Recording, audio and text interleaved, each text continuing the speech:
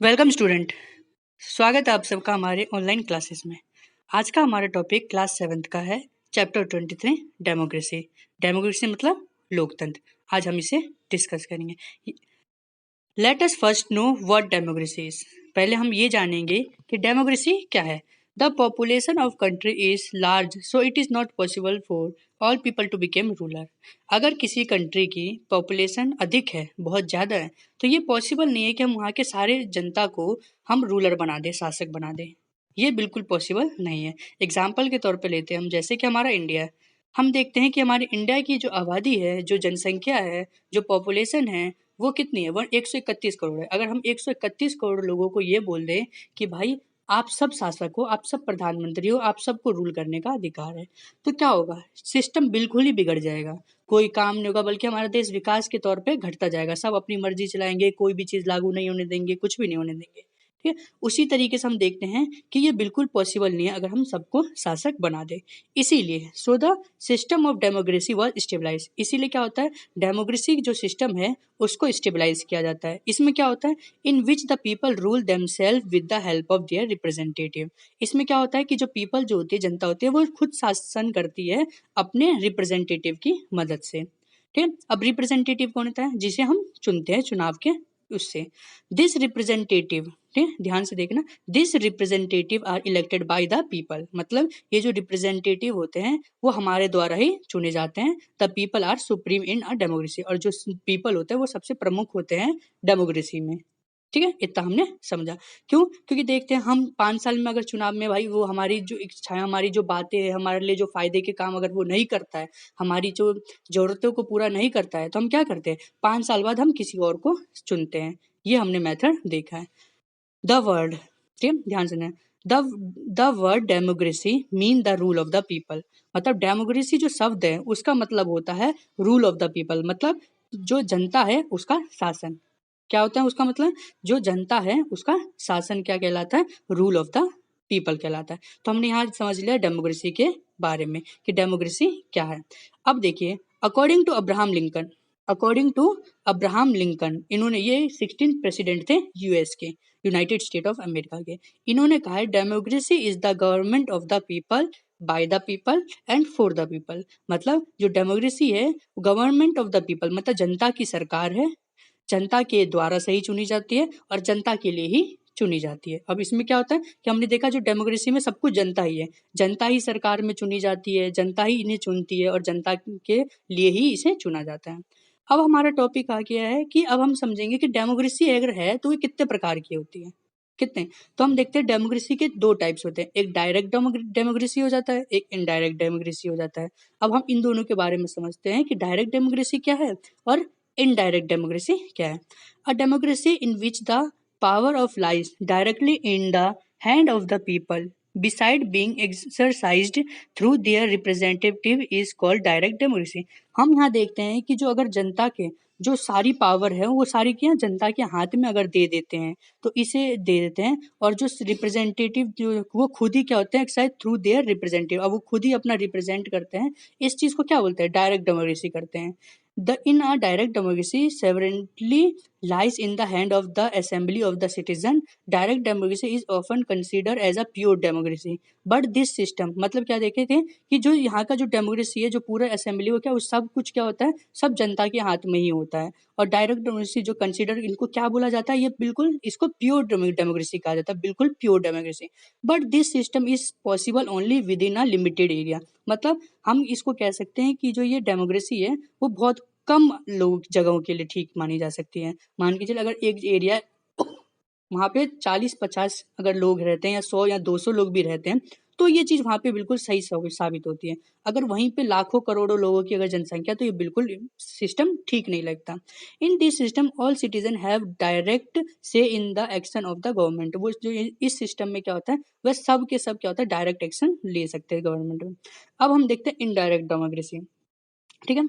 The indirect democracy is also known as people representative democracy, जैसे हमने पीछे देखा। ठीक है।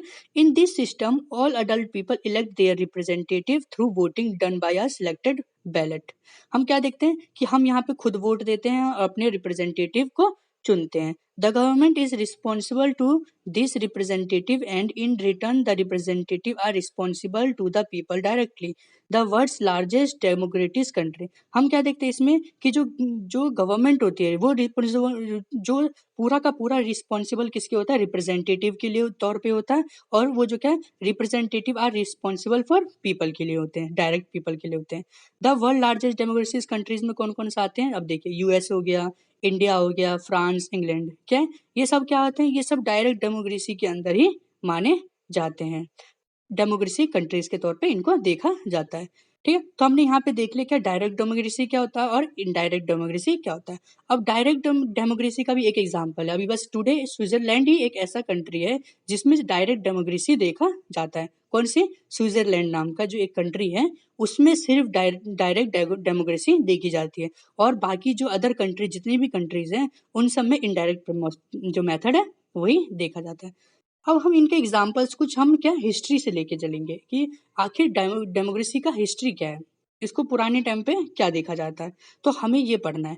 तो इसी के हम स्टार्ट करेंगे कि डेमोक्रेसी की स्टार्टिंग कहाँ से हुई थी और ये एंड कहाँ अभी मतलब कैसे चल रहा है, इसकी शुरुआत तो हम कह सकते हैं आज से 2500 साल पहले क्या एथेंस नामक एक राज्य था, वहाँ पे क्या होता था, वहाँ पे इसकी डेमोक्रेसी की शुरुआत हुई थी। वहाँ पे क्या है जितने भी आम नागरिक होते थे उन सबको क्या है वोट देने का अधिकार होता था, और वो सारे इसके होता है असेंबली के मेंबर माने जाते थे, लेकिन बस दास और महिलाएं को उसमें कोई भी महत्व नहीं दिया जाता था। उसके बाद क्या हुआ था अमेरिका में, उसके बाद क्या हुआ था अमेरिका ही जो था अमेरिकी क्रांति दुनिया की पहली महान घटना थी। क्या अमेरिकन क्रांति क्या होती है, मतलब फ्रीडम फाइट। जैसे हमने इंडिया में क्या हम इंडिया के लिए जो फ्रीडम फाइट लड़ रहे थे, वैसे ही अमेरिका में भी ऐसा हुआ था। अब हम इसके बारे में सुनते हैं। The continent of America was discovered in 1492। हम जानते हैं कि जो अमेरिका कंटिनेंट था, जो नॉर्थ अमेरिका कंटिनेंट था, उसको किसने ढूंढा था, कोलंबस ने ढूंढा था। क्रिस्टोफर कोलंबस ने 1492 में इसके डिस्कवर किया था। ठीक है, जैसे उसने डिस्कवर किया कई सारे लोग जो यहाँ पे आके बसने लगे, मतलब कई सारे लोग यहाँ पे आकर बसने लगे और अपने आप को यहाँ पे मजबूत बना लिया। ठीक है, और यहाँ पे क्या कर दिया, कॉलोनीज बनाने लग गए। The British to form 13 colonies there, मतलब क्या जो ब्रिटिशर्स थे उन्होंने कम से कम 13 जो कॉलोनीज मतलब 13 स्टेट ऐसे मान के चलिए उन्होंने बनाए, और क्या इसको वहाँ पे रहने लग गए और बसने लग गए और अपने आप ही अपना अधिकार वहाँ पे जमाने लगे। तो अमेरिकी क्रांति दुनिया की पहली महान घटना थी जिसने लोकतंत्र की जड़ों को मजबूत बनाया। अमेरिका महाद्वीप जो हमने देखा भी 1492 में खोजा गया था। यूरोपीय लोग वहाँ बस गए और अपनी कॉलोनियां बनाई। ये उपनिवेश अपने कानून बना सकते थे, लेकिन वह ब्रिटिश सरकार के सर्वोच्च अधिकारी के तहत थे। मतलब क्या कि जो वहाँ के लोग होते थे वो सारा ब्रिटिश जो अधिकारी होते थे वो ब्रिटिशर्स के अंडर में आते थे। ठीक है, और अपने कोई भी कानून यहाँ पे उनको उन्हीं को देख के फॉलो करना पड़ता था। ब्रिटिश सरकार ने उन पर भारी कर लगाया था और उन्हें शासन में कोई कहने बोलने किसी चीज की इनको स्वतंत्रता नहीं दी गई थी। ठीक है, कुछ भी इनको स्वतंत्रता नहीं दिए गए। फिर उसके बाद क्या हुआ, कई टाइम बाद उन पर कई अत्याचार करते गए, कई सारे वो करते गए। तो इसके बाद क्या अमेरिकी क्रांति शुरू हो गई। वहाँ के लोगों को इतना अत्याचार सहने के बाद वहाँ के लोगों ने विद्रोह स्टार्ट कर दिया। तो अमेरिका क्रांति की शुरुआत बोस्टन टी पार्टी के साथ हुई। बोस्टन में क्या होता था, वहाँ पे एक टी पार्टी, एक पोर्ट जो समुद्री इलाका है वहाँ पे टी पार्टी एक जगह का भी नाम है। तो वहाँ पे क्या हुआ, वहाँ पे गए, वहाँ पे से क्या होता था, टी जो होते ना चाय पत्ती, इसका व्यापार होता था, एक जगह से दूसरी जगह होता था। तो शुरुआत बोस्टन टी पार्टी के साथ 1773 में हुई थी, जब लोगों ने क्या किया था, जहाज पर चाय के बक्से जो होते थे उसको फेंक कर ब्रिटिश सम्राट के खिलाफ आवाज उठाई थी। इसके बाद अमेरिका स्वतंत्रता का युद्ध स्टार्ट हो गया, जो यहाँ पे हम देख रहे हैं war of the American independence was fought.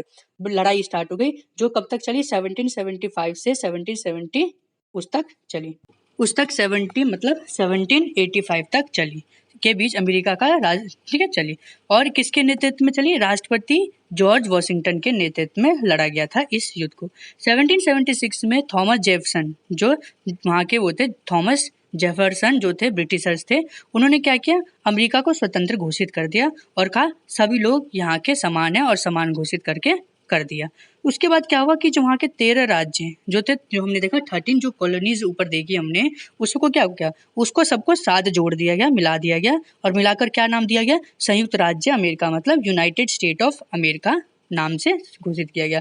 फिर क्या हुआ, उसके बाद हमने देखा यहाँ पे इनको जब घोषित किया गया था हमने यहाँ पे, तो इनकी लड़ाई बहुत अच्छी चली, और यहीं से हमने देखा एक चीज़ की स्टार्टिंग देखी कि डेमोक्रेसी जो थी उसकी स्टेब्लिशमेंट जो हमने एक प्योर तरीके से हमने यहाँ पर देखे।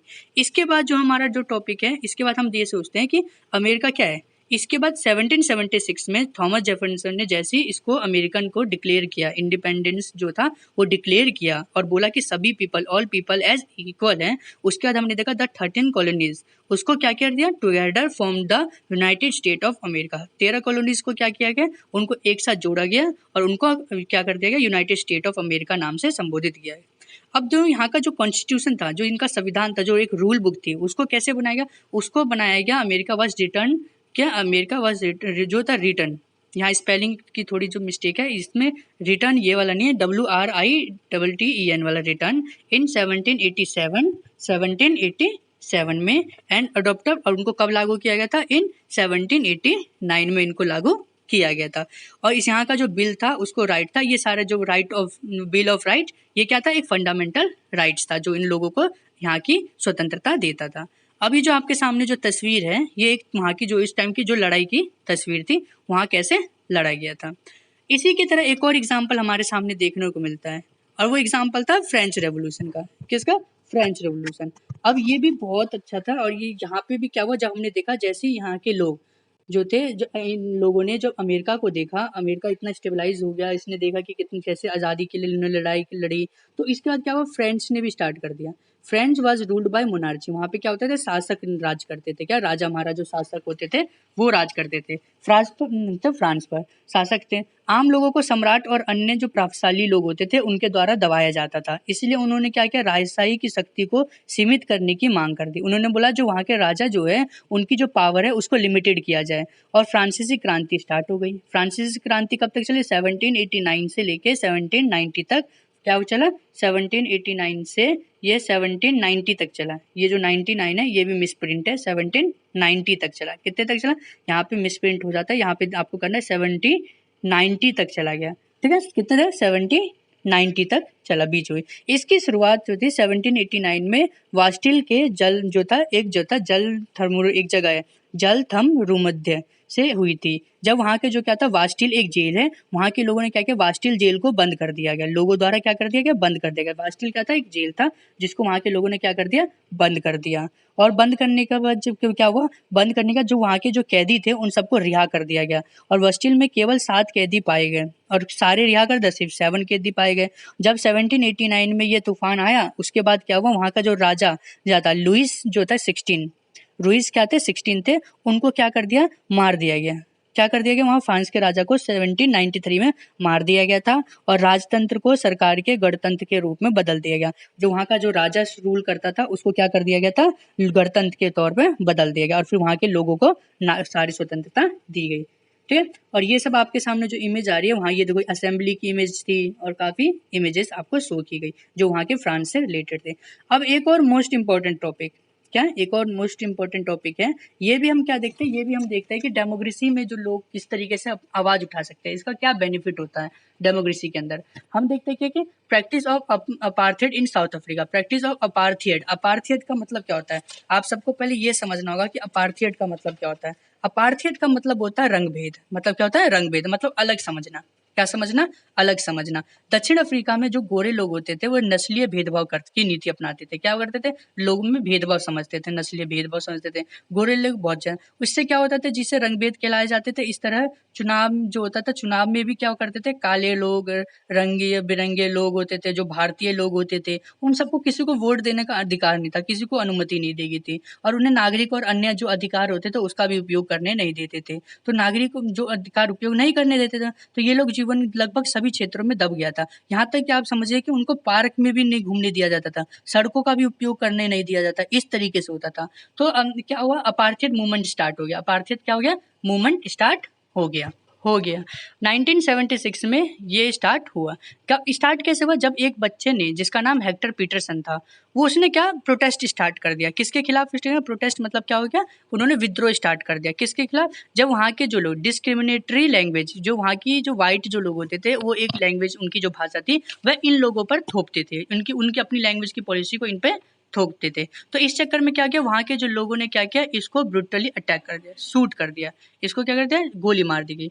Eight the people rose is revolt, the people had undertaken the strategy struggle for equality under the national Nelson Mandela. जो आपके सामने जो अभी इमेज आई थी, ये कौन थे? ये नेल्सन मंडेला थे। जो अफ्रीका में जो रेवोल्यूशन स्टार्ट आए, जो उसके उसको लीड किया, वो कौन थे? नेल्सन मंडेला थे। कौन थे? नेल्सन मंडेला थे। उन्होंने क्या किया, इसके ऊपर बहुत विद्रोह स्टार्ट किया, उन्होंने बहुत ज़्यादा वो किया, और इसके वक्त में उनको कई दिनों तक क्या हुआ, कई दिनों तक लंबे संघर्ष करना पड़ा। उन्हें 2 दशकों तक जेल में रखा गया था। अंत में 1994 में रंगभेद की नीति को समाप्त कर दिया गया, और इसके साथ दक्षिण अफ्रीका में काले और रंगीन लोग समान हो गए थे। उनके साथ इतना ज़्यादा भेदभाव किया। तो सोचो कि अगर एक इंसान को रोड पे नहीं चलने दिया जा रहा, तो सोचो कितनी बड़ी वो थी, कितना कुछ उन्हें झेलना पड़ता था। तो बहुत कुछ उन्हें देखना पड़ता था यहाँ पे। उनके साथ बहुत भेदभाव हो जाता है। उनके लिए सोचो, उनके लिए घूमने नहीं दिया जाता, पार्क में नहीं घूमने दिया जाता था, उनको बिल्कुल अछूता व्यवहार किया जाता। यहाँ तक कि उनके साथ जो अगर खाना भी दिया जाता था आपस में, तो उनको पन्नी में फेंका जाता था, पन्नी में दिया जाता था खाना। इस तरीके से उनको टच नहीं करते थे।